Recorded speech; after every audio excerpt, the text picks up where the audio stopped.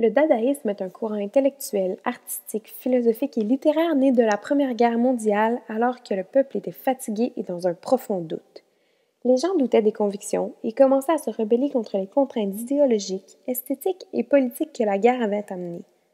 La recherche d'évasion et d'un monde meilleur a permis au courant de se populariser à l'international excessivement vite. Tous les dadaïstes sont en fait les présidents du mouvement. Il y a une grande égalité entre eux. Par contre, le courant est né à Zurich en 1915 par Hugo Ball, qui sans être le fondateur, puisque comme on le sait, il s'agit d'un mouvement de masse, c'est à Hugo Ball que revient la décision du nom du mouvement. Pour ce faire, il aurait au hasard ouvert un dictionnaire et le premier mot qu'il aurait vu était dada. À ce mot qui signifie en fait cheval ou passe-temps, M. Ball aurait ajouté le isme à la fin dans le but de créer un nom convenable au courant. Cette méthode de choix de nom démontre en fait la dérision de la culture, l'insouciance et l'absurdité du dadaïsme. Le dada dénonce en fait la violence, la guerre, la société bourgeoise et désire ardemment une liberté unanime et tente de fusionner l'art et la vie commune. Le dadaïsme, c'est n'importe quoi pour ceux qui le vivent. Il s'agit en fait d'un courant sans programmation, sans définition, sans loi ni de règles. Le dadaïsme se décrit comme une pensée enfantine, comme un art qui revendique par l'idiotie, l'ironie, la dérision, bien évidemment, mais aussi par l'humour, l'excentricité, la folie et au mépris de toute norme et toute logique. La liberté est une grande caractéristique, mais aussi le rejet des critères esthétiques. Tristan Tzara est un acteur qui a marqué ce mouvement. De son vrai nom, Samuel Rosenstock est né le 16 avril 1896 et il est mort le 25 décembre 1963. Il était un écrivain, un poète, un essayiste de la langue roumaine et française et l'un des fondateurs du mouvement Dada. Il a été élevé dans une certaine aisance matérielle, dont il connaît une enfance et une adolescence sans histoire. Il s'intéresse à la littérature, puis il publie son premier poème. En 1915, il adopte le surnom de Tristan Tzara en référence au héros de l'opéra de Richard Wagner, et Tzara parce que cela signifie terre en roumain. Contre l'avis de son père, il quitte la Roumanie pour la Suisse le 5 février.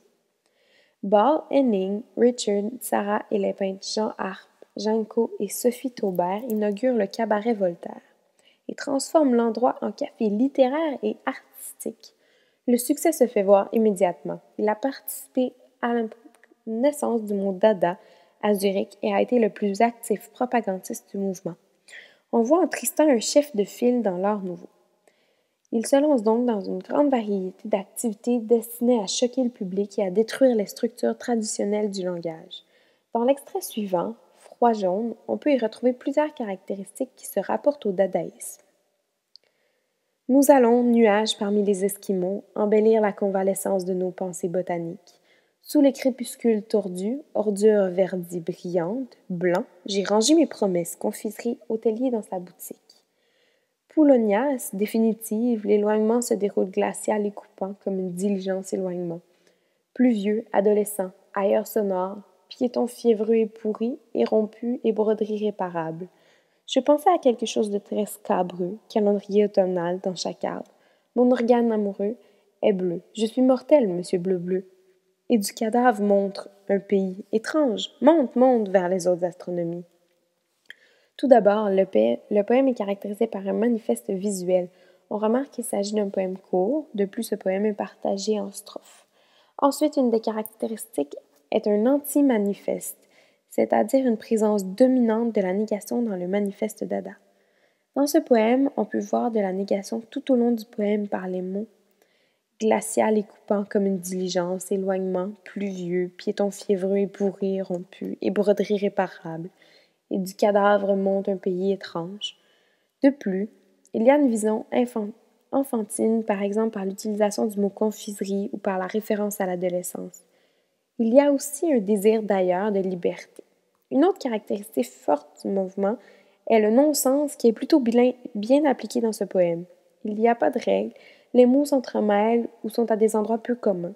Il n'y a pas de ligne directrice ou d'histoire suivie non plus. Il s'agit d'un poème qui représente bien le mouvement Dada. Malheureusement, ce mouvement qui a pris si peu de temps à émerger a disparu au bout de très peu de temps. Par chance, nous conservons encore un peu de cette folie enfantine qui rappelle la bataille et l'espoir du mouvement.